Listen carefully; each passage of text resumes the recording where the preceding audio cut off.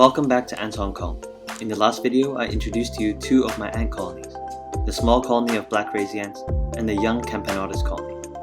In the past 3 weeks, both of these colonies have been growing exponentially.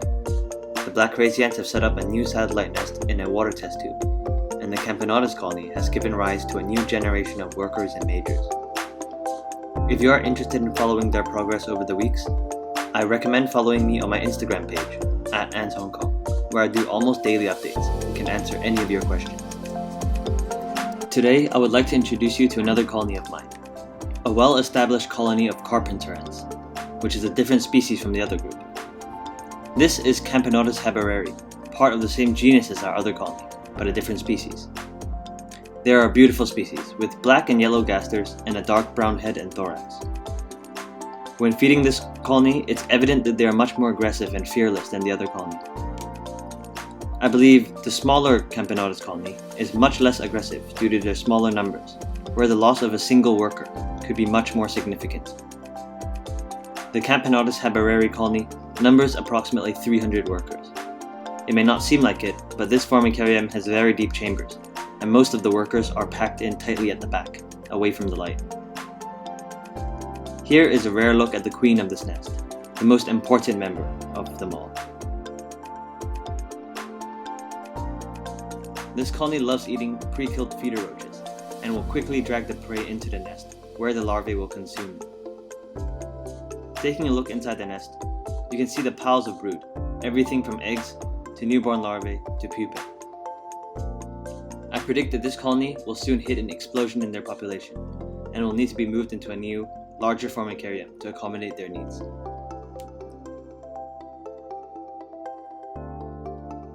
Looking back over to the much more tiny and active black crazy ants, I was interested to see how these tiny ants hunted their prey.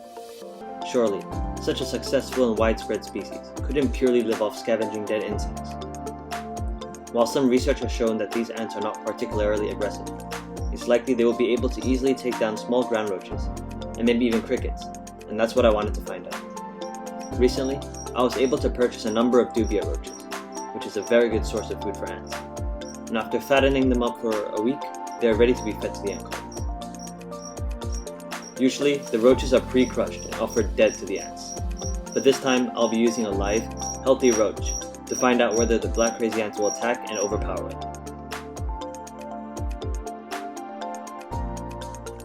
Here we go. The roach is placed into the setup and immediately scuttles off into the outworld. The ants notice the presence of the roach and immediately begin to swarm at it. While the ants are running all over the roach, it doesn't seem like they're biting at it or trying to pin it down. Perhaps its thick armor is off-putting for the tiny ants, who do not have the biggest mandibles for gripping their prey.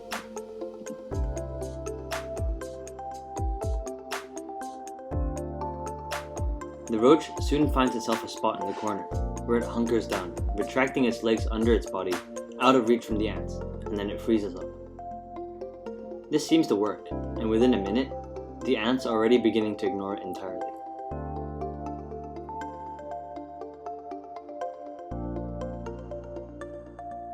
After about 5 minutes in that position, the roach blunders into the water test tube, where there are already some ants drinking. Interestingly, the ants didn't pay much attention to it at all, and only a few come to nip at its rear end.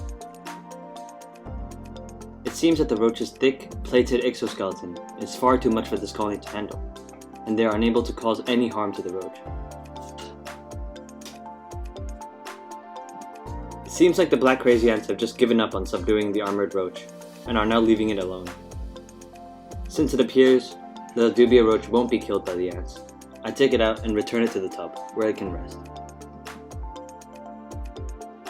Now that the roach was able to overcome this colony, I will try the same thing with a big cricket. It's unlikely that the cricket will hunker down, and it's much more likely to run around, which may in fact be less effective, as it could rile up and excite the colony, causing them to swarm out in greater numbers. After I place the cricket into the outworld, it perches itself up on a tissue paper plug, away from the mandibles of the black crazy ants. The ants try in vain to get a hold on the cricket, but are still unable. After about 10 minutes, the cricket, like the roach, is still unharmed, so I've returned it back to its setup. So from these two small experiments, the conclusion is that the small colony of black crazy ants, at its size, is currently unable to hunt large prey items and needs to focus on scavenging. Perhaps in a few months, when the colony has doubled or tripled in size, they'll be able to take down one of these armoured roaches or crickets. Now that that's over with, I would like to give a short update on the small Camponotus colony, which are doing very well in their acrylic setup.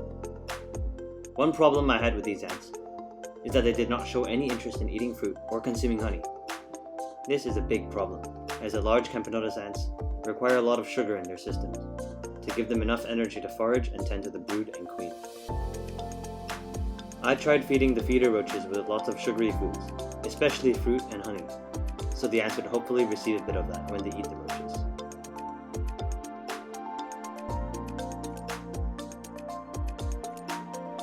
The Camponotus Habareri, however, love honey, and can quickly drink it all up to distribute inside the nest.